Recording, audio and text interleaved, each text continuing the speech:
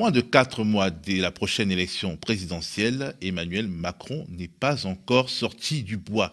Il maintient toujours une sorte de faux mystère sur sa volonté de se succéder à lui-même, ce qui lui permet de faire en réalité campagne avec les moyens de l'État et aussi de ne sortir son programme que quelques semaines avant le scrutin, comme cela avait été le cas en 2017. Ce qui n'empêche pas certaines infos de fuiter à ce sujet. C'est ainsi que l'hebdomadaire souverainiste Marianne a eu quelques informations sur une éventuelle saison 2 de la série Macron, l'antisocial.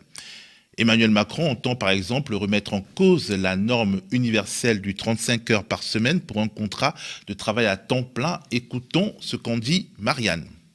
Emmanuel Macron n'a jamais été fan des 35 heures. À la place, ses troupes imaginent une durée du travail modulable selon les périodes de la vie. On peut accepter de travailler 45 heures par semaine quand on a 25 ans, puis réduire son temps de travail quand on a des enfants et quand on est senior, explique un dirigeant de LREM. Le parti pousse l'idée d'une banque du temps qui permettrait de répartir les heures travaillées tout au long de sa carrière. Une mesure qui, en plus de s'attaquer à un lourd symbole, s'annonce redoutablement complexe à mettre en place. En réalité, on peut déjà travailler 45 heures par semaine. Les heures sup, ça existe.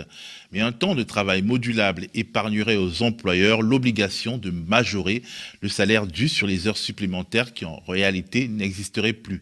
Et bien entendu, une telle disposition ferait sauter le plafond des heures supplémentaires maximum qui existe aujourd'hui. Et surtout, un tel dispositif ferait disparaître le SMIC universel, vu qu'une personne de 25 ans et une personne de 40 ans, par exemple, toutes les deux au SMIC, n'auraient absolument pas le même salaire sur une base de 40 ou de 45 heures.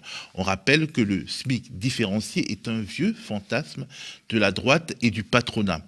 En 1993, le Premier ministre Édouard Balladur tente d'imposer un SMIC jeune, qui correspondrait à 80% du SMIC classique. On parle alors de contrat d'insertion professionnelle. La rue se soulève, le projet est abandonné. Rebelote en 2006 quand le Premier ministre Dominique de Villepin prône le CPE, le contrat première embauche. Une fois de plus, la rue fait capoter le projet, ce qui n'empêche pas alors Pierre Gattaz, alors président du MEDEF, de revenir à la charge en 2014. L'idée serait de créer en effet un SMIC intermédiaire qui permettrait, sur une période déterminée, transitoire, temporaire, de pouvoir franchir cette marche d'escalier par un échelon intermédiaire, temporaire, et qui permettrait à des personnes en difficulté ou à des jeunes de monter d'un cran et surtout d'arrêter d'être au chômage et de rentrer dans l'entreprise. Et en réalité, Emmanuel Macron avait déjà en tête cette idée du temps de travail modulable qui revient à créer une décote sur la rémunération des jeunes et aussi quelque part une sorte de pression supplémentaire sur les seniors rendue encore moins désirable pour les patrons. Déjà, il parlait de ça lors de sa campagne en vue de la présidentielle de 2017. Il expliquait dans des échanges enregistrés dans le cadre du documentaire Emmanuel Macron, les coulisses d'une victoire diffusé par TF1 à l'époque et dont des extraits sont aujourd'hui exhumés sur les réseaux sociaux. Et quand tu es jeune, d'ailleurs, ce qui est la vraie façon de contourner le problème du SMIC jeune, 35 heures c'est de la pipe, c'est 40 ou 45 heures parce que tu apprends ton job en même temps. Parce que si tu as une dégression des heures de travail avec l'âge, tu peux très bien travailler jusqu'à 65 ans. C'est une très bonne idée. C'est-à-dire que toi tu dis, on module pas seulement selon le secteur de l'entreprise, mais aussi l'âge.